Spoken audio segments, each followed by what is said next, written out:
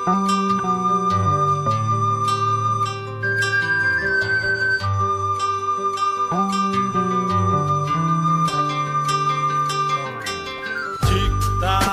o tempo vai passando e a gente aqui sentado só por hoje partilhando. Tic-tac, o tempo vai passando e a gente aqui sentado só por hoje partilhando. Chegar de dor, chegar de solidão, se o bicho pega eu vou no grupo União. Só por hoje é só alegria, se tem barulho eu vou no azul do meio-dia. Vou partilhar, falar dos meus problemas, em NA eu aprendi que vale a pena. Porque tic-tac, o tempo vai passando e a gente aqui sentado só por hoje partilhando. Tic-tac, o tempo vai passando e a gente aqui sentado só por hoje partilhando. Primeiro passo, falar de rendição, serenidade, praticar aceitação. Insanidade, loucura, que horror. Segundo passo, meu poder superior. E a entrega que eu fiz no passo 3, a cada dia eu faço tudo outra vez. Porque tic-tac, o tempo vai passando e a gente aqui sentado só por hoje partilhando. Tic-tac, o tempo vai passando e a gente aqui sentado só por hoje partilhando. O quarto passo, detalhe que legal, foi onde eu vi que eu não era só do mal. O quinto passo, com o padrinho e com meu Deus, eu admito que os erros foram meus. O sexto passo, me preparo pra mudar, não tem mais jeito, eu não posso mais brincar. Porque tic-tac, o tempo vai passando e a gente aqui sentado só por hoje partilhando. Queridos amigos, é um prazer, uma alegria estar com vocês novamente para mais um Café com Luz. Esse nosso espaço para um bate-papo informal, um cafezinho, tratando dos assuntos da nossa espiritualidade. O nosso episódio de hoje, ele vai tratar de um assunto muito interessante. O nosso convidado já está ali. Ele é trabalhador do movimento espírita, palestrante espírita, trabalha na Casa de Atualpa, uma casa espírita aqui em Brasília, é o Adalto Santos. Tudo bom, Adalto? Tudo bom? Ô, meu amigo, obrigado por você ter aceito. A gente chamou o Adalto pra gente trabalhar, né, Adalto? Um assunto, a gente veio já trocando ideias, sempre, Adalto, fica à vontade, sobre um assunto muito pulsante, muito importante: autoconhecimento e reforma íntima. O café é rápido, a gente dá conta, Adalto? Eu acho que é só o despertar de interesse no tema para que as pessoas possam caminhar. E começando já nesse despertar, é importante a gente deixar claro que a doutrina espírita não nos impõe absolutamente nada. É uma doutrina de despertar, libertar e iluminar consciência. Então, tudo que a doutrina espírita nos faz é no intuito de mostrar para nós a necessidade de se fazer o trabalho e não de obrigatoriamente termos que fazer. E aí, uma coisa importante é a gente conseguir compatibilizar as nossas possibilidades com as nossas aspirações.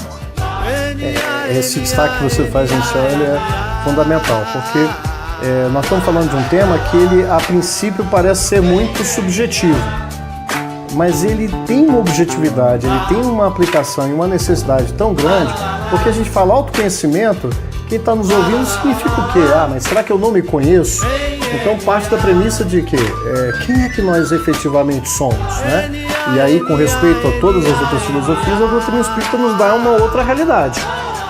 Você está aqui como Adalto. Adalto é uma personalidade, mas você é essencialmente o Adalto. Então começa por aí. O que significa esse autoconhecimento? Processo de identidade, de consciência. O que eu trago que sobrevive a essa experiência carnal? E como é que o que eu trago de bom ou de ruim implica nessa busca? Porque tudo isso é busca de plenitude, de saúde, de paz. É o desafio que a gente vive, né? Antes de falar de reforma, né? Maurício, Joana, parafraseando Jung, ela nos compara a um iceberg. A nossa mente é um iceberg. Tudo aquilo que está do lado de fora do iceberg, do lado de fora da água, do iceberg, corresponde a nosso consciente, que tudo que está submerso ao nosso inconsciente. Então nós conhecemos muito pouco do que nós somos efetivamente, que a maior parte está no inconsciente. Eu não sei quem eu sou, mas o objetivo da doutrina espírita é nos despertar a busca para descobrirmos quem eu sou, de onde eu venho, para onde eu vou, o que eu estou fazendo aqui. Eu não sei quem eu sou, mas eu posso descobrir do que eu sou feito, do que eu sou composto. E o que nós somos compostos? Dos nossos pensamentos, das nossas palavras, das nossas ações, das nossas emoções e dos nossos sentimentos. O grande desafio é a gente começar a olhar para a gente. E Joana nos fala que deveríamos nos tornar estudiosos de nós mesmos. E como é que eu consigo me conhecer? Começando a olhar para mim, como eu penso, o que eu penso, como eu me exponho, como eu falo, como eu ajo, que emoções e sentimentos brotam dentro de mim ou eu carrego dentro de mim. Então, estudar a mim mesmo é um primeiro passo. O segundo passo é começar a perceber as minhas relações com o próximo.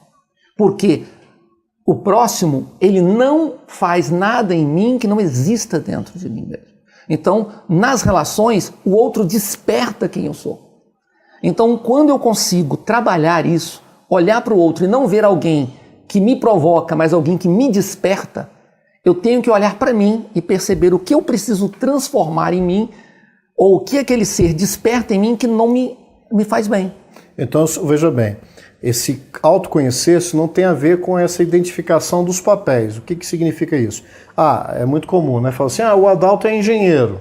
Não, o Adalto tem uma função, mas isso não diz quem essencialmente você é. É um papel que você desempenha, é um conhecimento que você adquire, mas engenheiro é uma etapa. Eu sou o pai de fulano. É um outro papel. Quem é você? Eu sou o dono de algo. Esse é um dos graves problemas nessa identificação. Eu me identifico com os papéis e aí fujo desse mergulho. Da essência. Né? Nós somos seres que carregamos dentro de nós experiências. E cada um tem uma experiência. Um conjunto de experiências que nos fazem seres únicos. Na história do homem, nos impõe dicotomias, né? Do certo e do errado, do claro e do escuro, esses extremos que nem sempre isso nos ajuda. O ideal seríamos trabalhar uma harmonização dessas questões. O que é certo e o que é errado? O que é certo para o Maurício pode ser errado para o Adalto. E não quer dizer que o Adalto esteja certo e o Maurício esteja errado.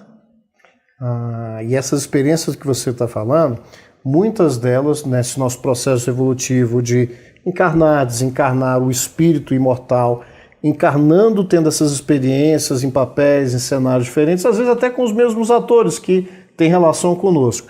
Essas experiências, as menos felizes ou até as mais infelizes, é que originam os conflitos que a gente traz. Seria por aí? É por isso que é difícil? O grande problema é quando a gente não consegue se autoaceitar e nos impomos, às vezes, a culpa.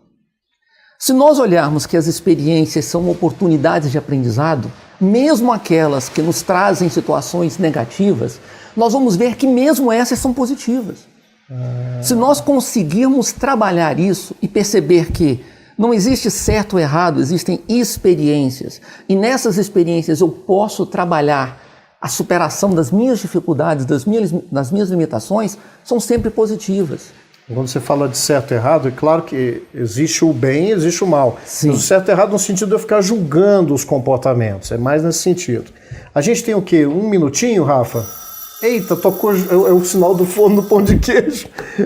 E é o sinal que a gente tem, que avisa a gente vai comer um pãozinho de queijo para o segundo bloco, Adalto. A gente vai continuar nessa linha. Você de casa também aproveita esse espaço. Eu sei que é muito rápido, mas vamos buscar fixar um pouco esse conceito da doutrina, que eu acho que vai nos ajudar muito. Acho que todos nós temos esses desafios, muitos, um pouquinho mais, menos, conflitos que têm nos atrapalhado a autoidentificação para a gente poder ajustar. Mas você não sai daí. A gente volta já já com esse Café com Luz com Adalto Santos.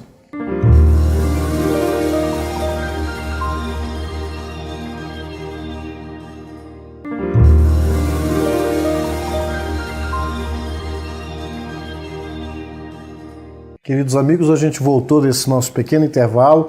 A gente está aqui com Adalto Santos falando sobre autoconhecimento e reforma íntima. A gente aqui no intervalo, e eu falei assim, Adalto, vamos trazer agora a questão da autoaceitação, mas